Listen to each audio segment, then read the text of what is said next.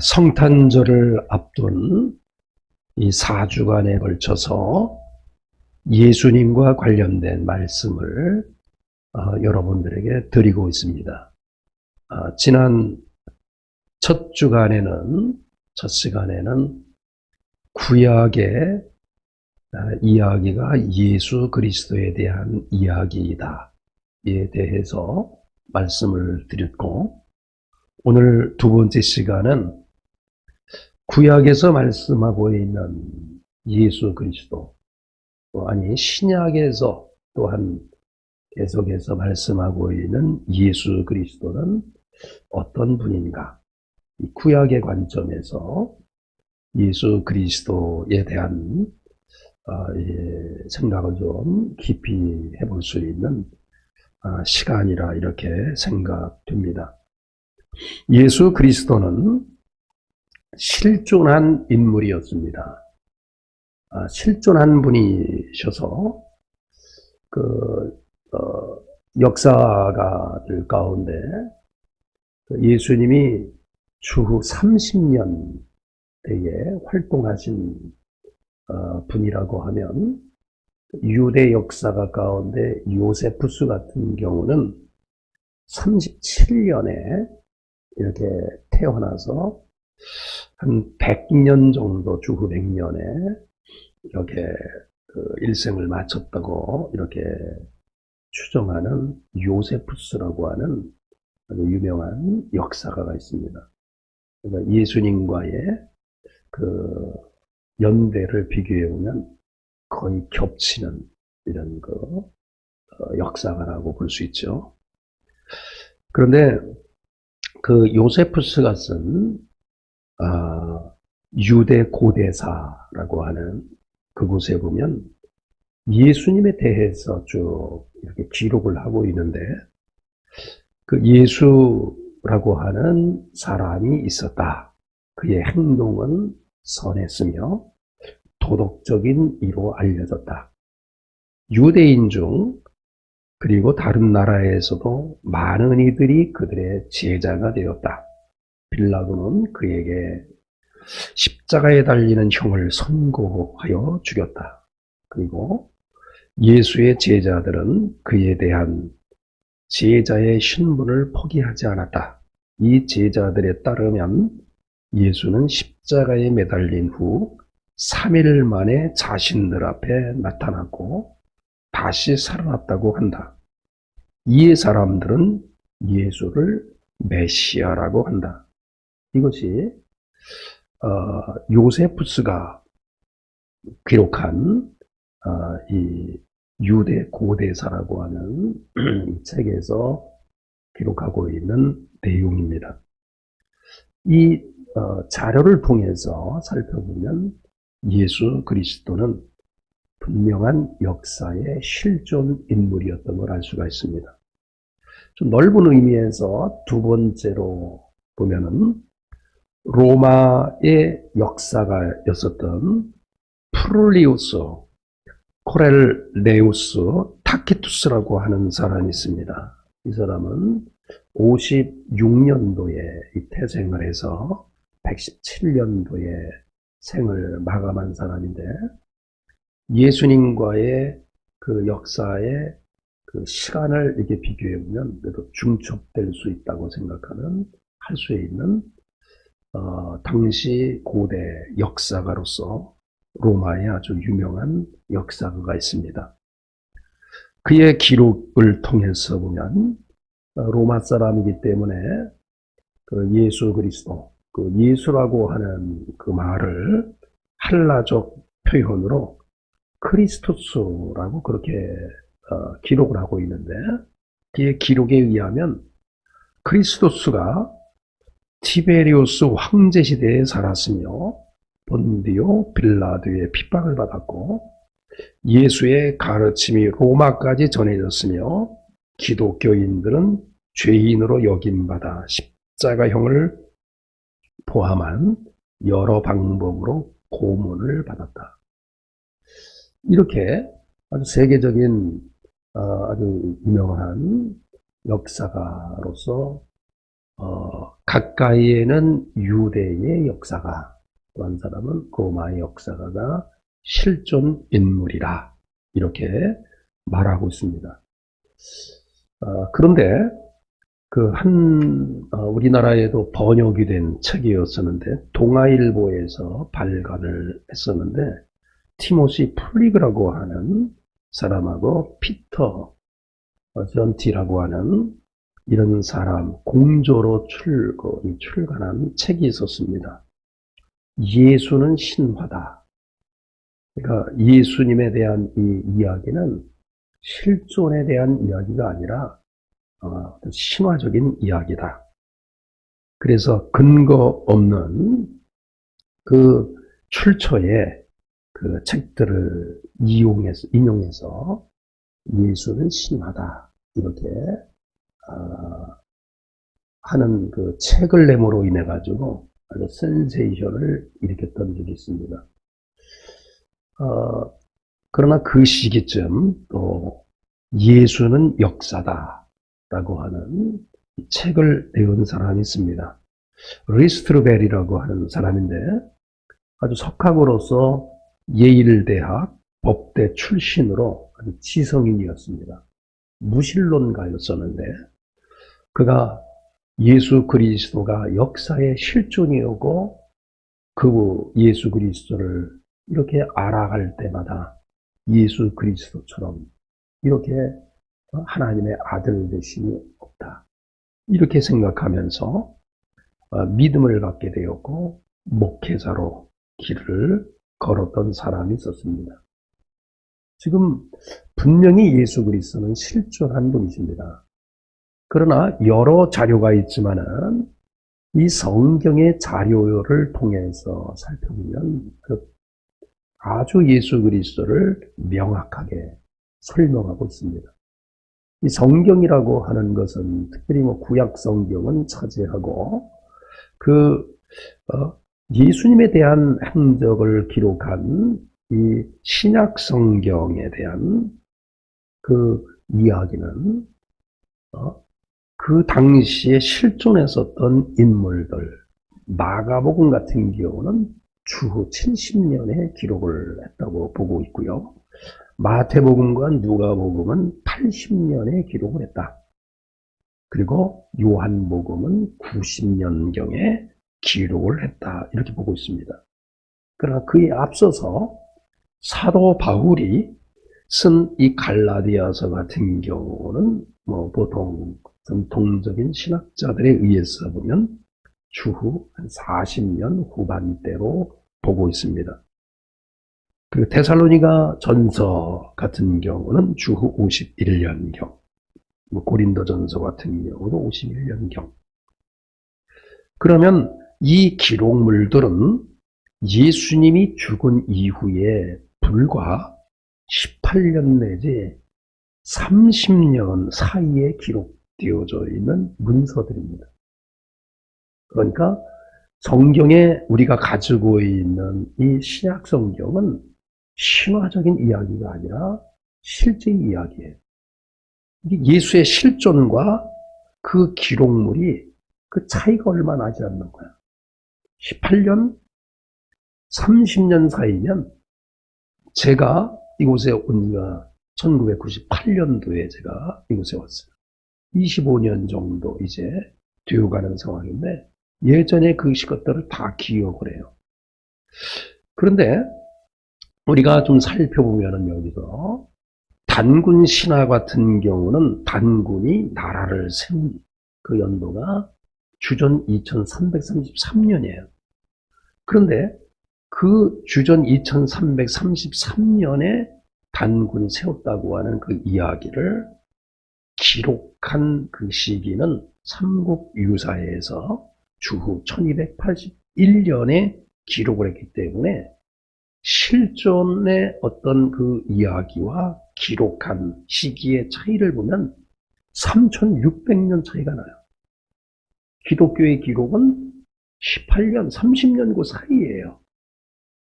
그러나 단군 신화에 대한 이야기는 3600년이 지난 이후에 이야기가 기록되어 있는 것입니다. 조로아스터교 같은 경우는 주전 1400년 내지 1000년에 살았던 인물입니다.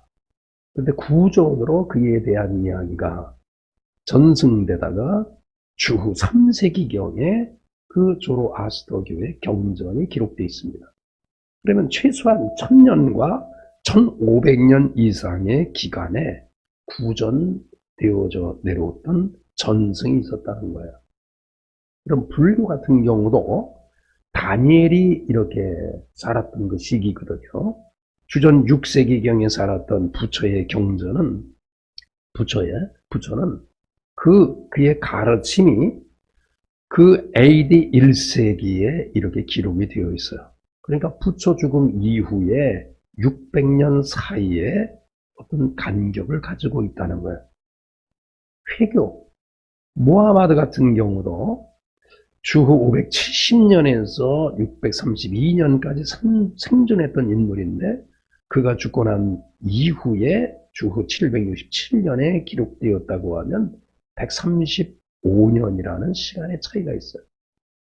그러면 18년과 30년의 이 기간에 그 기록되어 있는 기록물하고 그 수백 년 아니면 수천 년의 간격을 두고 있는 이야기의 역사의 그 사실을 이야기할 때 어느 것이 명확하겠습니까? 이것은 두말할 것 없는 이 성경의 기록은 거의 정확하다는 사실을 우리는 알 수가 있습니다. 그러면 예수 그리스도는 어떤 분이신가? 라고 이렇게 물을 때 예수 그리스도가 실존한 분 아니겠어요? 그런데 실존한 분이라고 한다고 하면 예수 그리스도는 어떤 분인가? 예수 그리스도를 어느 출발점에서 인식하느냐에 따라서 불신자와 신자의 삶이 나뉘어집니다. 그러니까 어느 시점에서 예수 그리스도를 인식하느냐요. 예수 그리스도를 고백하는 이런 그 시점이 예수 그리스도가 죽음 이후에 부활하셨을 때 그 시점으로 출발하게 되어지면 바로 신자가 되는 거예요. 그러나 로마의 티베리우스 황제 때에 팔레스타인에 살고 있었던 한 로마의 지방관이었던 본디오 빌라도 밑에서 십자가의 형벌을 받았던 예수라고 하는 것으로, 인간 예수라고 하는 것으로 출발점으로 시작하면 그냥 예수는 역사의 인물이라고 이렇게 생각하는 불신자의 어떤 인식이라는 사실입니다. 성경은 그렇기 때문에 이 두 가지의 관점에서 예수 그리스도께서는 두 가지 관점에서 묻고 계시는 거예요. 너는 나를 누구라 하느냐? 라고 이야기했을 때 주는 그리스도요 살아계신 하나님의 아들이라.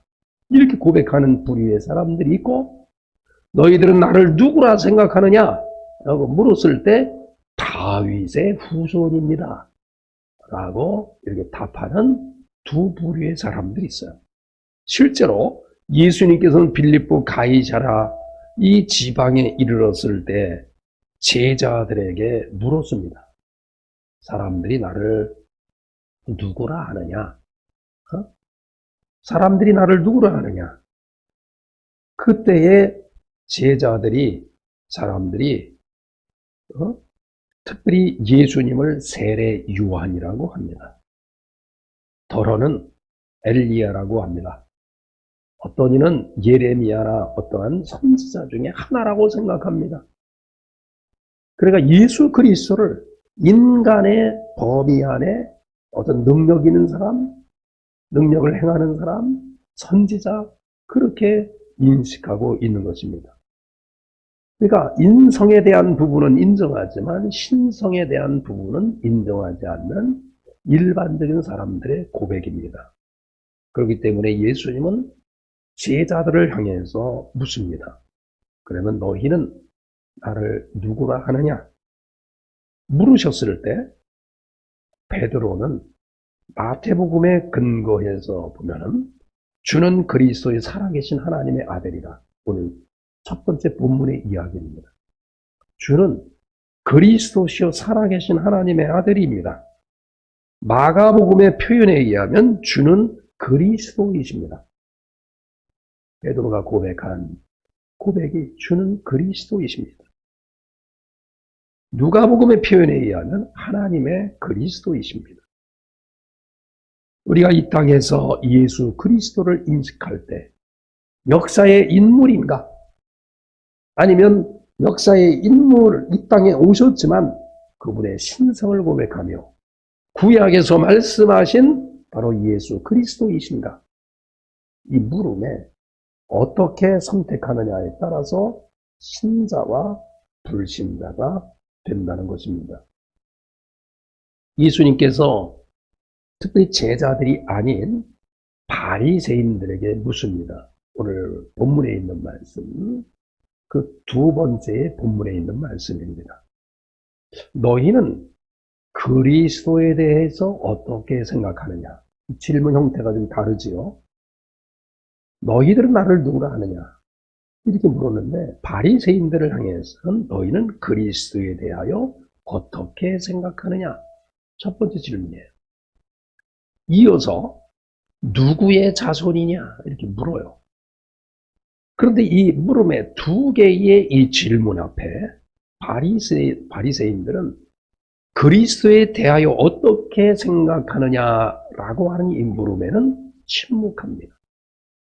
그리스도가 누구이냐? 너는 어떻게 생각하느냐라고 하는 물음에 침묵하고 있지만 두 번째 이어진 질문, 누구의 후손이냐라고 물을 때 다윗의 자손입니다.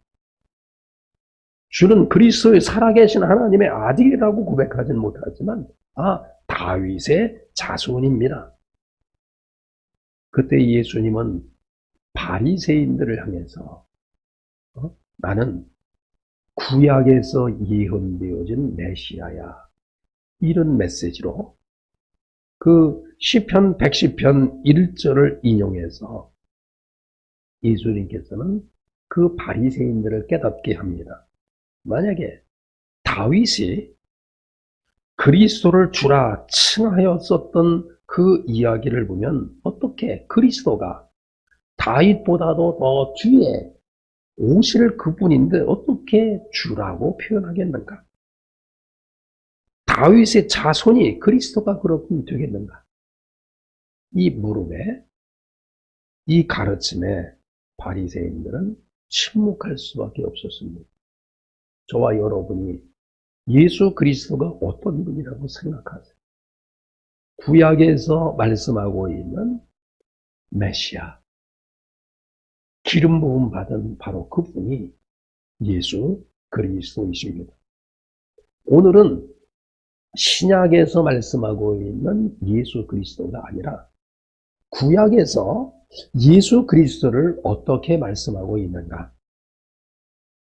그 신약의 부분에 보면 골로새서나 빌립보서에 있는 말씀을 보면 보이지 아니하는 하나님의 형체요 그리스도가 모든 피조물 다 먼저 나신 이고 만물이 그에게서 창조되었다.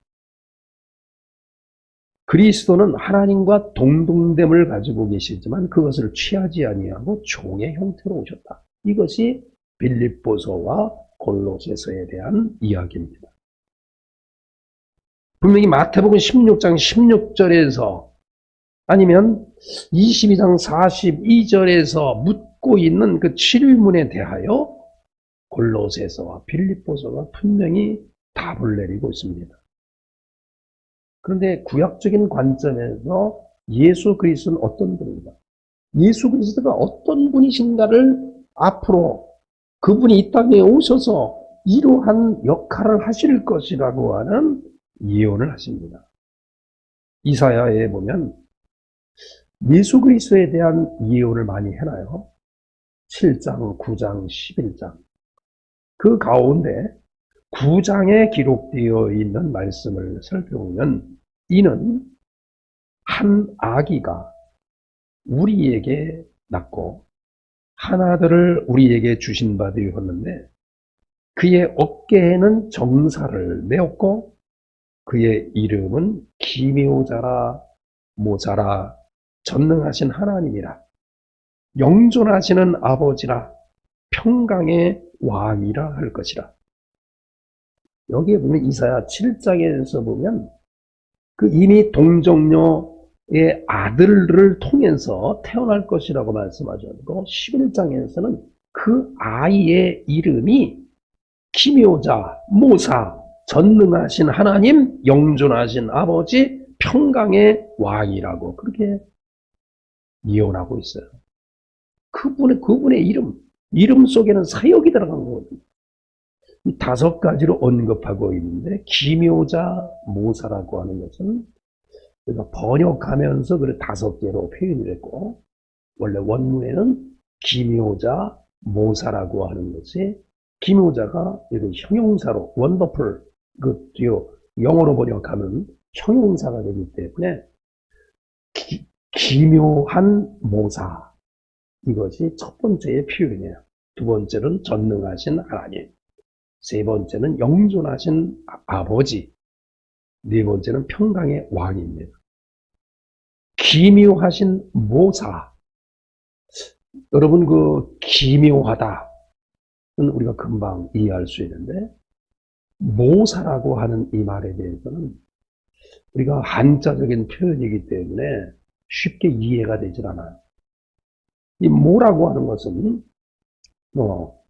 그 한자의 어떤 표현으로 살펴보면 모라고 하는 것은 꽤, 지략, 계략 이런 의미를 가지고 있는 한자의 단어이기도 합니다. 이 한자의 단어가 좀 독특해서 그 좌변에는 말씀 원자로 되어 있고요. 또 우측에는 그 음가를 나타내고 있는 그 모자. 근데 요것이 어떤 의미를 있냐면 이 모자라고 하는 것은 숨어서 이야기한다. 이런 의미를 가지고 있어요. 숨어서 이야기한다. 이 말은 뭐냐면 꾀를 잘 내어 일을 잘 이루게 하는 사람, 모사라는 말이 그런 말이에요. 사자가 이 선비사자거든요. 넓은 의미에서는 사람이라는 의미를 가지고 있어요. 모사라고 하는 것은 꾀를 잘 내어 일을 잘 이루게 하는 사람.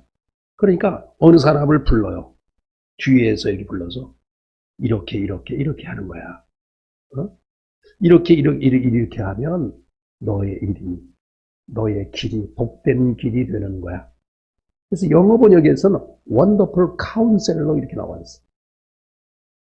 하나님은 예수 그리스도는 어떤 분인가?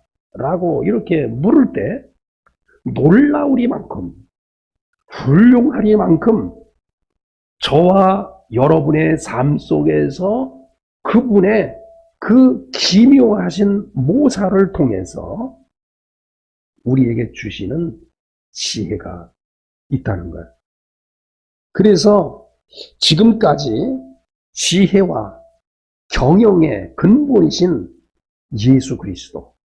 그분은 본체가 하나님이시기 때문에 그분 안에 지혜가 가득 차고 그분 안에 지식이 가득 참으로 인해 가지고 그분과 함께 교제하고 그분으로 하여금 카운셀링을 받을 때 우리는 지혜로운 삶을 살 수 있다는 것입니다. 골로새서 2장 3절의 표현에 의하면 그분 안에 모든 지혜와 지식의 모든 보화가 숨겨져 있다. 로마서에 기록되어 있는 말씀에서 보면 깊도다. 하나님의 지혜와 지식의 풍성하며 그의 판단은 헤아리지 못할 것이며 그의 길은 찾지 못할 것이로다. 누가 주의 마음을 알았느냐? 누가 그의 모사가 되었느냐? 저와 여러분에게 있어서 나의 생각과 주님의 생각이 다르고 그러나 주님과 늘 교제하면서 나가게 될 때 그는 놀라우리만큼 우리에게 있어서 기묘하신 모사, 훌륭한 비교될 수 없는 훌륭한 놀라운 카운셀러, 우리에게 지혜와 지식을 공급하시는 분이라고 하는 사실을 알 수가 있어요. 두 번째 표현에 의하면 전능하신 하나님, 그리스도는 못할 일이 없으신 능력의 하나님이십니다. 그리스도께서 전능하신 하나님이시기 때문에 성경은 명백하게 그를 증거하고 있는 것입니다. 육신의 몸으로 이 땅에 오셨지만 그분은 그 자체가 하나님과 동등하신 분이십니다. 태초에 성부 하나님과 함께 이 세상을 창조하신 분이라고 요한복음 로마서 계속해서 언급하고 있습니다. 수많은 이적을 베푸셨고 수많은 병자를 고치셨고 만물을 복종케 했고 귀신을 제어했고 죽은 자를 살리시고 오병이어의 기적을 일으키셨습니다. 예수님께서 이르시되 할 수 있거든이 무슨 말이냐? 믿는 자에게는 능치 못할 일이 없느니라 하시니라. 내게 능력 주시는 자 안에서 내가 모든 것을 할 수 있느니라. 예수 그리스도가 어떤 분이신가를 물을 때 2000년 전 이 땅에 육의 몸을 가지고 오셨지만 그분은 전능하신 하나님이시라는 거예요. 저와 여러분이 그런 예수 그리스도를 믿고 있는 것. 그렇기 때문에 그 예수 그리스도 전능하신 하나님께 능하지 못한 우리 자신들이 하나님께 의지하고 살아가게 될 때 우리가 역전의 찬가를 부를 수 있는 겁니다. 마리아처럼, 한나처럼, 다윗처럼, 모세처럼 역전의 찬가를 부를 수 있는 주의 크신 능력의 힘을 힘입어서 그런 노래를 부를 수 있는 여러분이 되시기를 간절히 축원합니다. 그리고 그분은 영존하신 하나님이십니다. 이사야는 그리스도를 아들로 묘사한 동시에 아버지로 그렇게 묘사하고 있습니다. 이는 그리스도께서 성자이신 동시에 성부의 하나님이심을 말씀하고 있는 것입니다. 아버지라는 말에는 보호자라는 의미를 내포하고 있습니다. 영존하신 하나님, 절대적인 보호자이십니다. 내가 그들에게 영생을 주노니 영원히 멸망하지 아니할 것이요 또 그들을 내 손에서 빼앗을 자가 없느니라. 그들을 주신 내 아버지는 만물보다 크심에 아무도 아버지 손에서 빼앗을 수 없음이니라.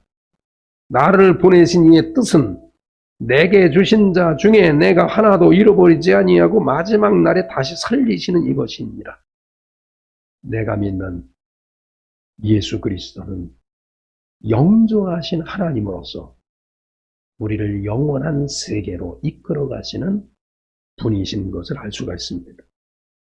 마지막으로 평강의 왕이라고 말씀합니다. 누가복음 2장 14절에 모든 분들이 예수 그리스도가 이 땅에 오셨을 때 지극히 높은 곳에서는 하나님께 영광이요 땅에서는 하나님의 기뻐하시는 사람들 중에 평화로다. 천군 천사가 아니 모든 사람들이 지금도 예수 그리스도의 탄생을 생각하면서 다시 오실 재림의 예수 그리스도를 생각하고 현재 우리와 함께 하시는 예수 그리스도를 생각하면서 그분은 누구인가? 바로 이 땅에서 평화를 이루시는 분이십니다.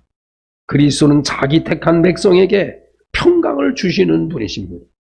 마음의 두려움과 마음의 어려움, 어수선한 모든 사람들에게 평안을 주시되 진정한 평화를 주시기 위하여 평강의 왕으로 오신 분이십니다. 요한복음 14장 27절에 보면 평안을 너희에게 끼치노니 곧 나의 평안을 너희에게 주노라. 내가 너희에게 주는 것은 세상이 주는 것과 같지 아니하니라. 너희는 마음에 근심하지도 말고 두려워하지도 말라. 그리스도께서 주시는 평안은 세상에서 주는 평안과는 차원이 다른 것입니다. 예수 그리스도를 자기의 왕으로 모시는 자는 그 마음에 참된 평강이 임하게 될 것입니다. 특별히 이 예수님이 이 땅에 오신 성탄절을 이렇게 맞이하면서 그 전 4주간을 가리켜서 대림절이라고 하기도 하고 대강절이라고 하기도 하고 강림절이라고 하기도 합니다. 그 중에서 강림절이라고 하는 말이 의미상으로 보면 제일 정확한 표현이기도 합니다. 강림절. 왜 강림절이라고 했을까? 우리는 2000년 전에 오신 예수 그리스도, 초림의 예수 그리스도를 믿는 거예요. 그러나 그것만 믿는 것이 아니라 현재 우리와 함께 하시는 현림의 예수 그리스도를 믿는 것이고 앞으로 다시 오실 예수 그리스도를 기다리는 것이 바로 재림의 예수 그리스도.